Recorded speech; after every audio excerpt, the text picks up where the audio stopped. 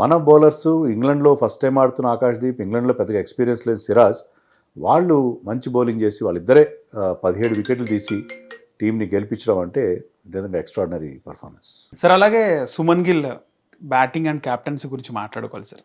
మీకు ఏమనిపించింది? Is just 25 years old. Shubman Gill వయసు 25 సంవత్సరాలు మాత్రమే. కానీ 25 ఏళ్ల వయసులో అతను చాలా మెచ్యూర్డ్ క్రికెటర్. సో అతనికి పెద్దగా ఎక్స్పీరియన్స్ లేదు. కొత్త ప్లేయర్స్ అందరూ చాలా యంగ్స్టర్స్ ఉన్నారు. ఇంగ్లాండ్లో మొట్టమొదటిసారి క్యాప్టెన్సీ చేస్తున్నాడు. అయినా సరే అతను చాలా తొందరగా ఎదిగి వచ్చాడని చెప్పాలి మనకి. ముఖ్యంగా ఇంగ్లాండ్లో అతను హైయెస్ట్ స్కోర్ 3 టెస్ట్ మ్యాచ్లు ఆడాడు గతంలో. ఇంగ్లాండ్లో హైయెస్ట్ స్కోర్ 28.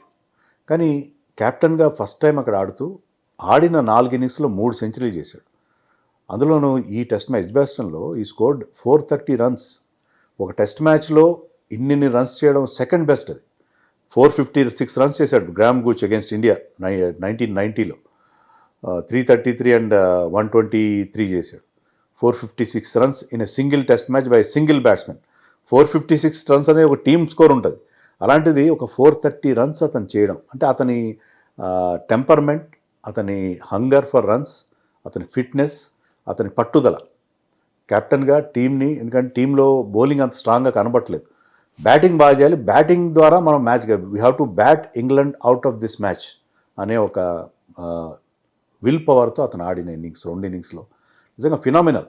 నిజంగా పర్టికులర్లీ ఈ మ్యాచ్లో, లాస్ట్ మ్యాచ్లో కూడా సెంచరీ చేశాడు. కానీ ఈ మ్యాచ్లో అతను ఆడిన 2 innings మాత్రం ఎక్స్ట్రాడినరీ పర్ఫార్మెన్స్. అండ్ క్యాప్టెన్సీ కూడా మీరు అడిగారు. క్యాప్టెన్సీలో ఇప్పటికీ కొంత డిఫెన్సివ్గా ఉన్నాడు. కానీ లాస్ట్ డే రోజున because so many runs are there, మంచి అటాకింగ్ ఫీల్డ్స్ పెట్టాడు. బౌలింగ్ చేంజెస్ కూడా చాలా ఇమాజినేటివ్ బౌలింగ్ చేంజెస్ ఉన్నాయి. సో మొదట్లో ఫస్ట్ టెస్ట్లో కాస్త డిఫెన్సివ్గా అనిపించాడు, ఓవర్ డిఫెన్సివ్గా.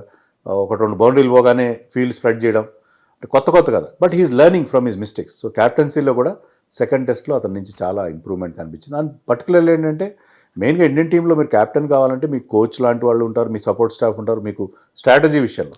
బట్ మీ టీంతో మీరు ఎలా డీల్ చేస్తారు, క్యాప్టెన్ మీ టీంని ఎలా మీరు మోటివేట్ చేస్తారు, ఎలా వాళ్ళని ఆన్ ఫీల్డ్ వాళ్ళ దగ్గర నుంచి పర్ఫార్మెన్స్ రాబడతారు, ఆ విషయంలో శుభ్మన్ గిల్కి మనం ఫుల్ మార్క్స్ ఇవ్వచ్చు. ఎందుకంటే అతను the way he's encouraging his bowlers, the way he's dealing with his fellow players. Indian టీంలో చాలామంది బిగ్ స్టార్స్ ఉంటారు. రైట్. ఇప్పుడు Rishabh Pant is a senior man to Shubman Gill, KL Rahul, Jadeja, వీళ్ళందరూ, బుమ్రా, వీళ్ళందరూ శుభ్మన్ గిల్ కంటే చాలా సీనియర్స్. వాళ్ళు చాలా అచీవ్ చేశారు కూడా. వాళ్ళు అలాంటి సీనియర్స్తో కూడా అతను బాగా ఈజీగా మేనేజ్ చేయడం, మేనేజ్మెంట్ చాలా బాగుంది అతను. So that way he gets full marks in manage.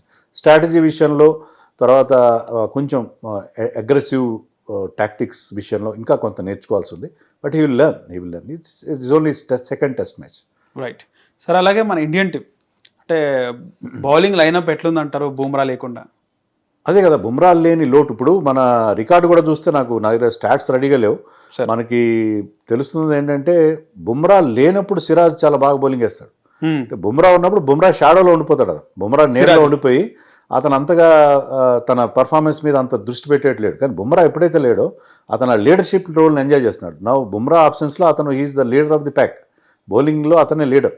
So Bumrah లేనప్పుడు ఎప్పుడు కూడా బుమ్రా ఆడని మ్యాచ్లో సిరాజ్ రికార్డ్ చాలా బాగుంది. సో ఐ థింక్ బుమ్రా లేని లోటు ఫస్ట్ ఇన్నింగ్స్లో పర్టికులర్లీ అతను తొందరగా వికెట్స్ తీయడం, ముఖ్యంగా బెన్ స్టోక్స్ లాంటి ప్లేయర్స్ని అవుట్ చేయడం చాలా క్రూషియల్. ఫస్ట్ ఇన్నింగ్స్లో Akashdeep also bowled very well. Both innings he's the outstanding bowler in both the innings. But Siraj కూడా లాస్ట్ మ్యాచ్లో అంత మంచి మ్యాచ్ లేదు అతనికి. తర్వాత ఆస్ట్రేలియా టూర్లో ఫెయిల్ అయ్యాడు, టీంలో తన ప్లేస్ కూడా కోల్పోయాడు. ఇండియా వన్డే టీంలో ప్లేస్ కోల్పోయాడు, ఛాంపియన్స్ ట్రోఫీలో అతను లేడు. కానీ రెగ్యులర్గా మ్యాచ్లు ఆడుతున్నాడు అతను. మీరు చూస్తే ఏంటంటే అతను గ్యాపే లేదు Siraj. But his fitness is very good and he's delivered. And Akashdeep is extraordinary. Akashdeep అంటే వీళ్ళిద్దరూ ఇలా ఇంత మంచి పర్ఫార్మెన్స్ ఇస్తారని ఎవరు ఊహించలేదు. వాళ్ళిద్దరు అంత మంచి పర్ఫార్మెన్స్ ఇవ్వడం అండ్ ప్రసిద్ధ్ కృష్ణ వాళ్ళకి సపోర్ట్ చేయడం, జడేజా అండ్ వాషింగ్టన్ సుందర్ కూడా. సో టీమ్ ఓవరాల్గా చాలా బాగా కంబ్యాక్ అయింది. ఫస్ట్ టెస్ట్ మ్యాచ్ ఓడిపోయిన తర్వాత, గెలవాల్సిన ఫస్ట్ టెస్ట్ మ్యాచ్ ఓడిపోయి 5 సెంచరీలు చేసి ఓడిపోయిన తర్వాత చాలా బాగా కంబ్యాక్ అయింది టీం. సార్ మరోవైపు అండర్-19 కూడా నడుస్తుంది. సో అండర్-19లో 14 years వైభవ్ కానీ సూర్యవంశీ కానీ బాగా పర్ఫామ్ చేస్తున్నారు. యా. సో ఎలా చూస్తారు దాన్ని?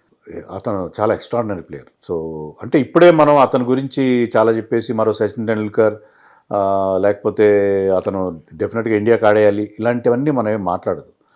Let us go in a go about him in a very cautious manner. చాలా కాషియస్గా, చాలా జాగ్రత్తగా అతని విషయంలో మనం ముందుకెళ్ళాలి. ఎందుకంటే 14 yearsలో అతను చాలా అచీవ్ చేస్తున్నాడు. ఐపీఎల్ లాంటి చోట్ల ఫాస్టెస్ట్ 100 కొట్టిన ప్లేయర్ అతను. సార్ అలాంటి ప్లేయర్కి అండర్-19లో ఆడడం పెద్ద విశేషం. అండర్-19 బౌలర్స్ వాళ్ళు చాలా చాలా ఈజీ అతను. సో అక్కడ అతను బ్రహ్మాండంగా రెచ్చిపోయి ఆడుతున్నాడు. బట్ అతను ఇప్పుడే మనం బ్రహ్మరథం పట్టేసి ఆకాశానికి ఎత్తేస్తే చాలా డ్యామేజ్ జరిగింది. 14 yearsలో చాలా ఇంప్రెషనబుల్ ఏజ్ అది. ఆ ఏజ్లో వాళ్ళ థింకింగ్ డిఫరెంట్గా ఉంటుంది, మెచ్యూరిటీ లెవెల్స్ చాలా తక్కువ ఉంటాయి. సో అతని విషయంలో మీడియా కానీ మనందరం కూడా చాలా కాషియస్గా డీల్ చేయాలి. అతన్ని ఆ గ్రోత్ అనేది చాలా పద్ధతిగా, అతను ఇమీడియట్గా ఇండియన్ టీంలోకి రావాలని చాలామంది అంటున్నారు. I don't think so. అంటే వైట్ బాల్ క్రికెట్లో అయినా ఇమ్మీడియట్గా అతను తీసుకురావాల్సిన అవసరం లేదు. లెట్ హిమ్ ప్లే డొమెస్టిక్లో సీనియర్ లెవెల్ ఆడమనండి, ముస్తాక్ అలీ ఆడమనండి, Vijay Hazare domestic white ball cricket ఆడి అక్కడ కూడా అతను షైన్ అయిన తర్వాత మెల్లగా ఆ ట్రాన్సిషన్ అది from age group two higher level చాలా స్మూత్గా ఉండాలి. ఒక ఐపీఎల్ సీజన్ బాగా ఆడినంత మాత్రం ఇమీడియట్గా ఐపీఎల్ కూడా కొద్ది మ్యాచ్లో ఆడాడు అతను, లాస్ట్లో ఆడాడు. So we have to watch him carefully. అతను బాగా జాగ్రత్తగా గ్రూమ్ చేసి ఇండియన్ టీంలోకి తీసుకురావాలి. 14 yearsగా ఒక ప్లేయర్ని తీసుకొచ్చి ఒక స్టార్ అట్రాక్షన్గా అతన్ని అంటే అతన్ని ఇప్పుడు మనం ఈ ఫ్యాషన్ షోస్లో షో స్టాపర్ అని ఉంటారు చూడండి, అట్లా అతన్ని ఒక మార్కెటబుల్ ప్రోడక్ట్గా మనం భావిస్తే కష్టం. వీ హ్యావ్ టు అతన్ని transition from junior level to senior level చాలా స్మూత్గా చేయాల్సిన అవసరం ఉంది. సార్ నాకు డౌట్ సార్, ఎందుకని టెస్ట్ మ్యాచెస్కి శ్రేయస్ అయ్యర్ని సెలెక్ట్ చేస్తలేరు అంటే ఏం చెప్తారు? శ్రేయస్ అయ్యర్ని సెలెక్ట్ చేయట్లేదంటే మరి అతని పర్ఫార్మెన్స్ అవుట్ సైడ్ ఇండియా పెద్ద గొప్పగా లేదు.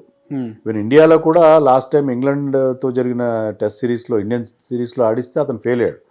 సో అతను డొమెస్టిక్లో కొన్ని రన్స్ చేశాడు, చాలా బ్రహ్మాండంగా. అతను ఎక్కువ రన్స్ చేసిన కంటే IPL. So IPL is not test cricket. అతనికి ఆల్రెడీ మనకు తెలిసిన వీక్నెస్ ఏంటంటే అతను బౌన్సర్లు ఆడడంలో ఇబ్బంది పడతాడు. సో ప్రస్తుతం ఉన్న టీంలో సెలెక్టర్స్ ఏం ప్రయారిటీ తీసుకున్నారంటే ఎవరైతే డొమెస్టిక్లో బాగా పర్ఫామ్ చేశారో లైక్ కరుణ్ నాయర్, వాళ్ళకి అవకాశం ఇచ్చారు. సో శ్రేయస్ అయ్యర్ ఎప్పుడు పిక్చర్లోకి వస్తాడంటే ఈ తర్వాత మనం ఇంగ్లాండ్ టూర్ తర్వాత ఇండియాలో టెస్ట్లు ఆడబోతున్నాం. సో డొమెస్టిక్ ఇండియాలో హోమ్ గ్రౌండ్లో ఆడబోయే మన హోమ్ టెస్ట్ మ్యాచెస్కి డెఫినెట్గా శ్రేయస్ అయ్యర్ పిక్చర్లోకి వస్తాడు. అక్కడ క్లిక్ అయితే you will play out side also. Out side కూడా అతను అవకాశం ఇస్తారు. సో అతను తీసుకోపోవడంలో నాకైతే అలాంటి అభ్యంతరం లేదు. ఎందుకంటే అతను అంత ఎక్స్ట్రాడినరీ పర్ఫార్మెన్స్ చేసి ఇంగ్లాండ్తో జరిగిన సిరీస్లో ఫెయిల్ అయిన తర్వాత అతను మనకి, ఎందుకంటే అభిమన్యు ఈశ్వరన్ లాంటి వాళ్ళు they have scored more runs than him in domestic matches of late. Right sir, ఈ టెస్ట్ మ్యాచ్లో ఫస్ట్ ఇన్నింగ్స్లో రవీంద్ర జడేజా గురించి ప్రత్యేకంగా మాట్లాడుకోవాలి. సో ఎలా అనిపించింది మీకు? రవీంద్ర జడేజా ఫస్ట్ ఇన్నింగ్స్లో చాలా ఇంపార్టెంట్ ఇన్నింగ్స్ ఆడాడు, ఒక 89 ఎంతో చేశాడు. సెకండ్ ఇన్నింగ్స్లో కూడా ఒక 60 సంథింగ్ చేశాడు. సో అతను ఎంత యూస్ఫుల్ బ్యాట్స్మెన్ అనేది మరొకసారి ప్రూవ్ అయింది. బౌలింగ్లో కూడా ప్రాబ్లం ఏంటంటే అతను basically is a bowling allrounder. బౌలింగ్లో నో డౌట్ ఇంగ్లాండ్లో పెద్ద స్పిన్నర్స్కి హెల్ప్ ఉండే అవకాశం లేదు. బౌలింగ్లో అతని నుంచి మనం మరింత ఎక్కువ ఎక్స్పెక్ట్ చేసాం. బౌలింగ్ విషయంలో కొంత డిసప్పాయింటింగ్, బట్ బ్యాటింగ్ విషయంలో మాత్రం ఎక్స్ట్రాడినరీ బ్యాటింగ్ అతని నుంచి. ఎందుకంటే ఆ గ్రౌండ్లో ఎగ్జిబిషన్లో లాస్ట్ టైం కూడా సెంచరీ చేశాడు 2-3 years బ్యాక్ అతను. సో ఇప్పుడు కూడా అతను అదే రకమైన పర్ఫార్మెన్స్. సో బ్యాటింగ్ విషయంలో మనకు ఎలాంటి ఇబ్బంది లేదు. ఈవెన్ వాషింగ్టన్ సుందర్ కూడా బ్యాటింగ్ బాగా చేశాడు ఫస్ట్ ఇన్నింగ్స్లో, బౌలింగ్ అంత గొప్పగా ఏం చేయలేదు. But crucial wicket Ben Stokes wicket ఇచ్చాడు లాస్ట్ డే రోజున. బట్ ఓవరాల్గా నాకు ఏమనిపించింది అంటే మనకి సరే లాస్ట్ మ్యాచ్లో ఆకాశ్దీప్, సిరాజ్ బాగా బౌలింగ్ చేశారు, బుమ్రా వస్తున్నాడు. But still we need to have a strike bowler as spinner మనకి ఇంత మంచి బ్యాటింగ్ ఉంది కాబట్టి మీరు నెక్స్ట్ మ్యాచ్లో కుల్దీప్ యాదవ్ని ఆడించుకోండి. వాషింగ్టన్ సుందర్ డ్రాప్ చేసి యూ ప్లే కుల్దీప్ యాదవ్. కుల్దీప్ యాదవ్ మీకు ఆ వికెట్ టేకింగ్ ఆప్షన్ ఇస్తాడు. Sir Nitish Kumar poor performance అంటారా, ఫెయిల్ అవుతున్నాడు అన్న? పూర్ పర్ఫార్మెన్స్ అనడానికి లేదు, దానికి నేను 2-3 reasons చెప్తాను. ఫస్ట్ ఇన్నింగ్స్లో ఈ got a very good delivery. అతను బ్యాటింగ్ వచ్చి రావడంతోనే ఒక మంచి ఇన్ కటర్ వచ్చింది, అది దాంతో అతను బౌల్డ్ అయ్యాడు. సెకండ్ ఇన్నింగ్స్లో అతని రోల్ ఏంటంటే క్విక్ రన్స్ చేయాలి. ఇండియా డిక్లరేషన్ దగ్గరలో ఉంది, రావడంతో ఒక రివర్స్ స్వీప్ ట్రై చేశాడు, మిస్ అయ్యాడు. తర్వాత అతను అవుట్ అయిపోయాడు, 1 run చేసి అవుట్ అయిపోయాడు. అతనికి టీం ఇచ్చిన ఇదేంటంటే నీ స్కోర్ కోసం చూసుకోకు. మనం వన్డేల్లో కూడా చూస్తాం, మనం లాస్ట్ వచ్చే బ్యాట్స్మెన్ తన ఇండివిజువల్ స్కోర్ కోసం చూడడు, టీం కోసం ర్యాష్గా అంటే కొంచెం ఛాన్స్ తీసుకుని ఆడతాడు. సో అతను ఆ టీం ఇంట్రెస్ట్ ముందు పెట్టుకుని తను డిఫెన్స్ ఆడకుండా తను షాట్ కోసం వెళ్ళి అవుట్ అయ్యాడు. తప్పేం లేదు. బౌలింగ్ విషయం అంటారా, అతను వేసింది 6 ఓవర్లు ఫస్ట్ ఇన్నింగ్స్లో, 6 ఓవర్లో క్యాచ్ మిస్ చేశాడు రిషబ్ పంత్, లేకపోతే వికెట్ కూడా వచ్చిండేది. So how can we say he has failed? Fail అవుతారు, అందరూ ఫెయిల్ అవుతారు. రాహుల్ కూడా ఫస్ట్ ఇన్నింగ్స్లో ఫెయిల్ అయ్యాడు. సో ఒక ఇన్నింగ్స్లో ఫెయిల్ అయ్యాడు, 2 ఇన్నింగ్స్లో క్విక్ రన్స్ చేసే ప్రయత్నంలో అవుట్ అయ్యాడు. బౌలింగ్లో 6 ఓవర్లు వేసిన దాంట్లో ఒక వికెట్ వచ్చిండేది అది. So I have no complaints against his performance. అతన్ని కంటిన్యూ చేయాలి. ఆస్ట్రేలియాలో ఈ డిడ్ రియల్లీ వెల్. అతను ఏదో మన తెలుగువాడు కాబట్టి మనం వెనకేసుకు వస్తున్నామని కాదు. ఆస్ట్రేలియాలో మెల్బోర్న్లో సెంచరీ చేశాడు, ఇంకా ఒక 2-3 40s చేశాడు, ఒక 30 చేశాడు. సో అంత కన్సిస్టెంట్గా ఆస్ట్రేలియాలో ఎవరు ఆడలేదు. మిగతా బ్యాట్స్మెన్ చాలా వరకు, అందరూ కాదు చాలా వరకు ఆడలేదు. అలాంటి ప్లేయర్ని మీరు ఒక లాంగ్ రన్ ఇవ్వాలి. So I think he should be continued in the next match also. టీసీపీ సిరాజ్ మియా బౌలింగ్లో అదరగొట్టాడు అంటారా సార్? బ్రహ్మాండంగా ఆడాడు. ఎందుకంటే అతను లాస్ట్ టెస్ట్ మ్యాచ్లో డిసప్పాయింటింగ్ రన్స్ ఎక్కువ ఇచ్చేయడం, డిసిప్లిన్ లేకపోవడం, దాని నుంచి అతను చాలా బాగా కంబ్యాక్ అయ్యాడు. హిట్ టీవీ యాప్, ఇందులో short news, live news, entertainment shows, movies, digital magazines తో పాటు మీ జిల్లా వార్తలను కూడా ఫ్రీగా చూడొచ్చు. ఇంకెందుకు ఆలస్యం, వెంటనే హిట్ టీవీ యాప్ ని డౌన్లోడ్ చేసుకుని ఫ్రీగా ఎంటర్టైన్మెంట్ పొందండి. Hit TV app. Hit TV app. Please download Hit TV app. Hit TV యాప్ని ఫ్రీగా డౌన్లోడ్ చేసుకొని ఎంజాయ్ చేయండి. మీకు నచ్చిన ఎంటర్టైన్మెంట్ కోసం హిట్ టీవీ యాప్ ని ఫ్రీగా డౌన్లోడ్ చేసుకుని ఎంజాయ్ చేయండి. హిట్ టీవీ యాప్ని డౌన్లోడ్ చేసుకుని ఆస్వాదించండి, ఆశీర్వదించండి. ఇంతమంది సెలబ్రిటీలు హిట్ టీవీ యాప్ ని డౌన్లోడ్ చేసుకోండి అని చెప్తున్నారంటే ఎంత మంచి యాప్ ఆలోచించండి. అమెరికాలో చదవాలనుకునే వాళ్ళకి విశ్వసనీయమైన పేరు మన శౌర్య కన్సల్టెన్సీ. UK లో 1 year masters, UK లో 1 year masters, 2 years work permit up to 5 years visa. Contact Saurya Consultancy. Contact 89851 89851.